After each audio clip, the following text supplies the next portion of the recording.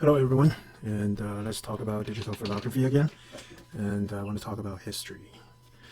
Well, not so much of the whole entire digital photography, but what I have experienced. So it's more of his story.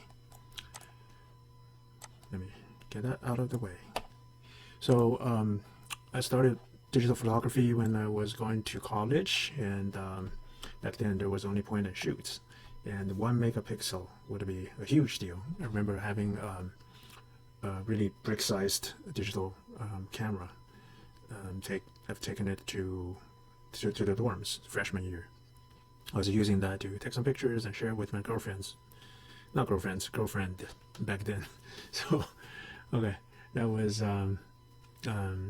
That was, I think, 640 by 480, something like that. You wouldn't even look at it. That was the quality. But I think I managed to capture like a lightning shot with that camera, and during a storm day, just by accident. I was pretty excited, but I don't have the picture to prove that.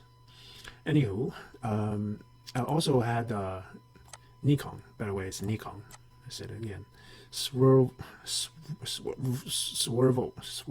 body design camera. I think that was this one.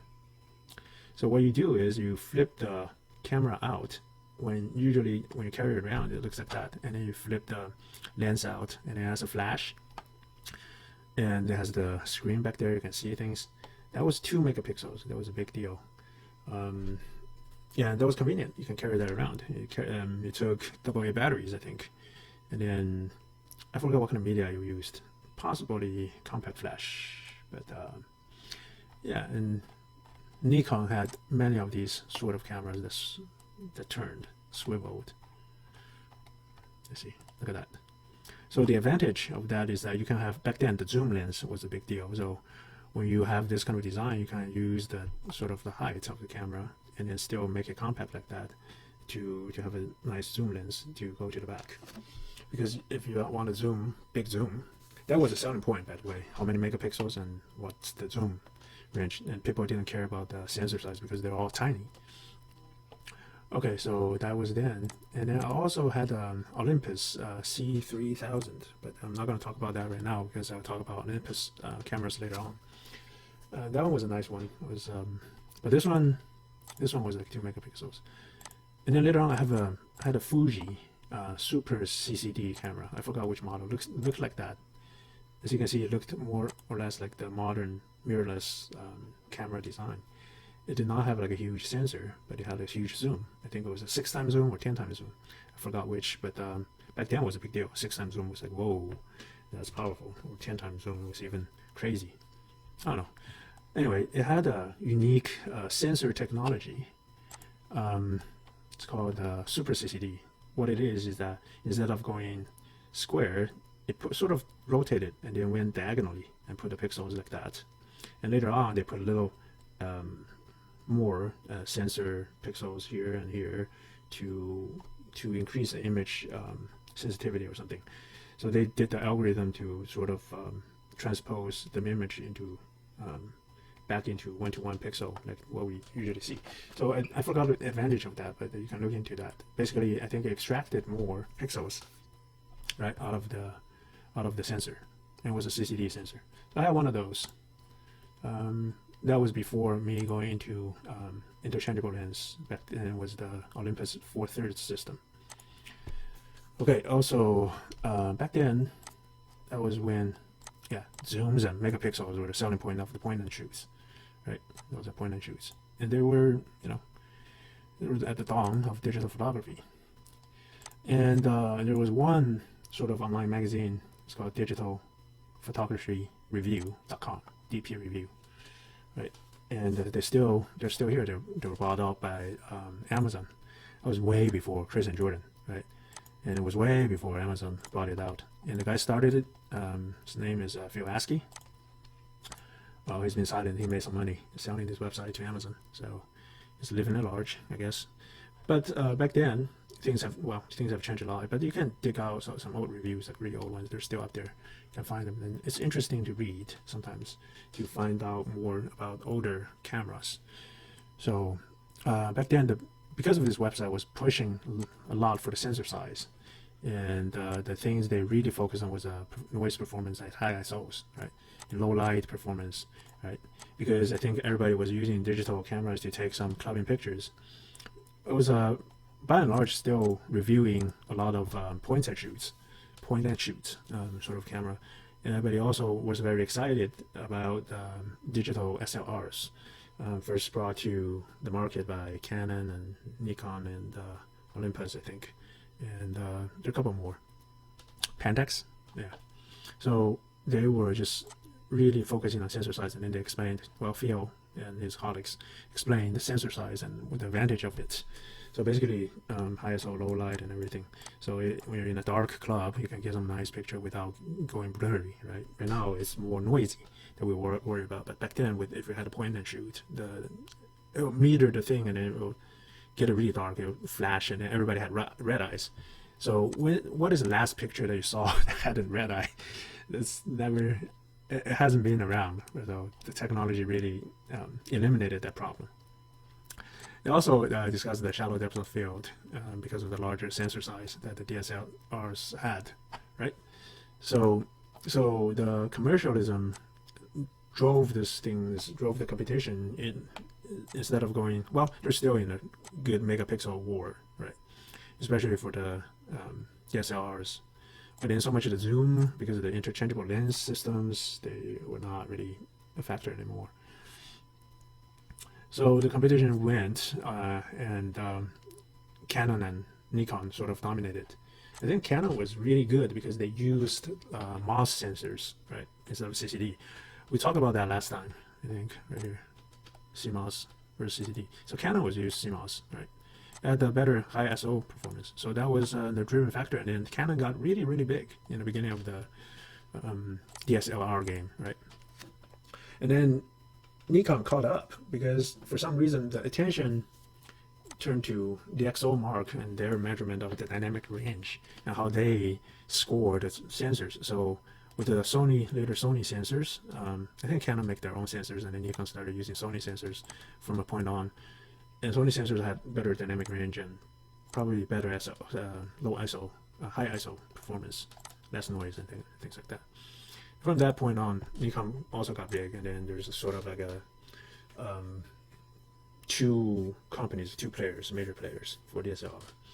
Of course, there's others like Olympus and Pentax. They were also in the game. Sony made Sony bought out Minolta. Minolta was an old photography camera company. So Sony bought their system.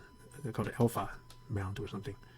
So that became Sony, and then Sony eventually moved on because they produced the sensors. They were sort of they had the best sensors by DxOMark measurements. So they were sort of in the commanding position to play this game. So they entered market really fiercely with high specs of things.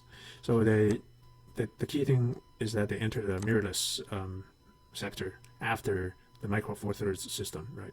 So they have their current E-mount starting with like a crop sensor, and then eventually moved to a full frame sensor. And then Nikon followed with their DSLR. I think the first one they started using Sony sensor was the D4, and then thereafter. So that was for the full frame.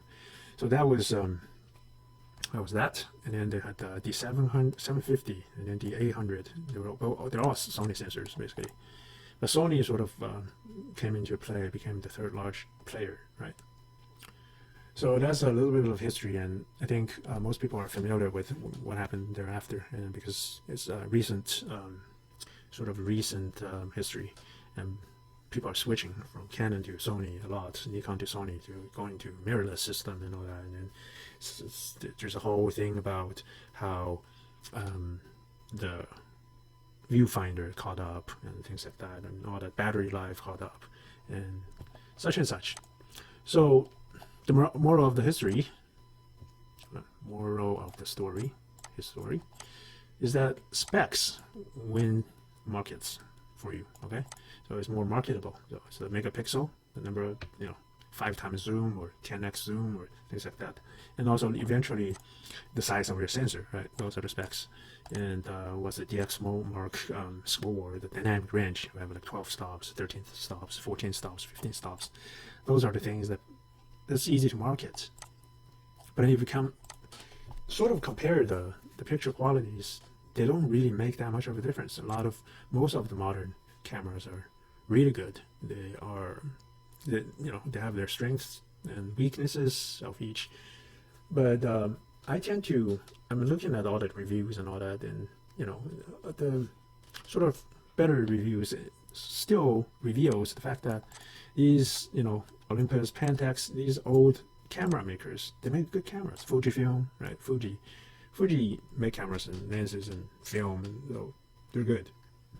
Nikon sort of is not so much. They're not, they were sort of behind in the mirrorless game, so they're trying to catch up. But yeah, they were the imaging company. They were advertising for that.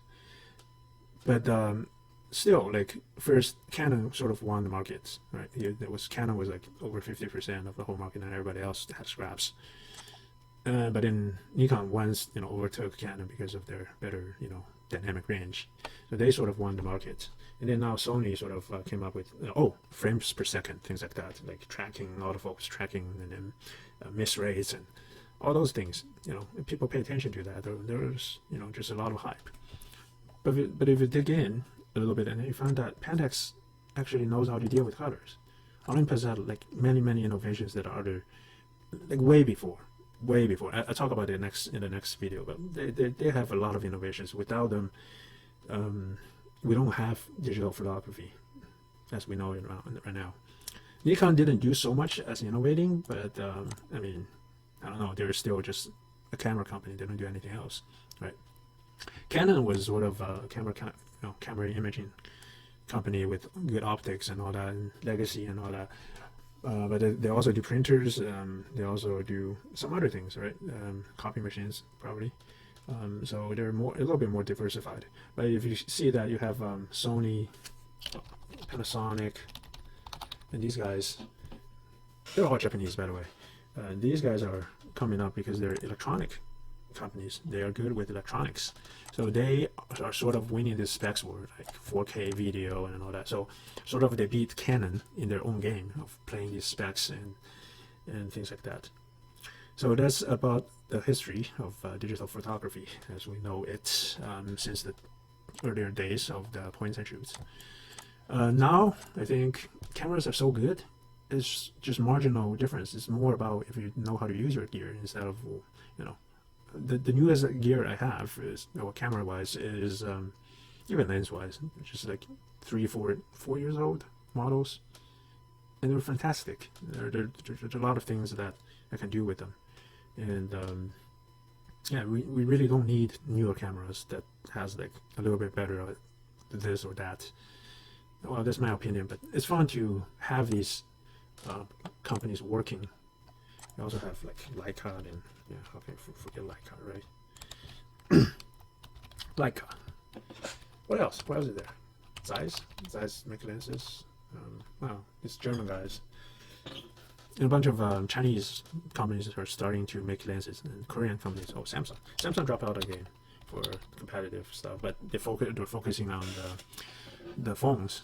So sort of phones are replacing a lot of the cameras nowadays. But anyhow, there's a little bit of a history, and the moral behind it is that specs win the markets, and not necessarily who gets the best image. And there's so much marketing involved in these reviews and all that.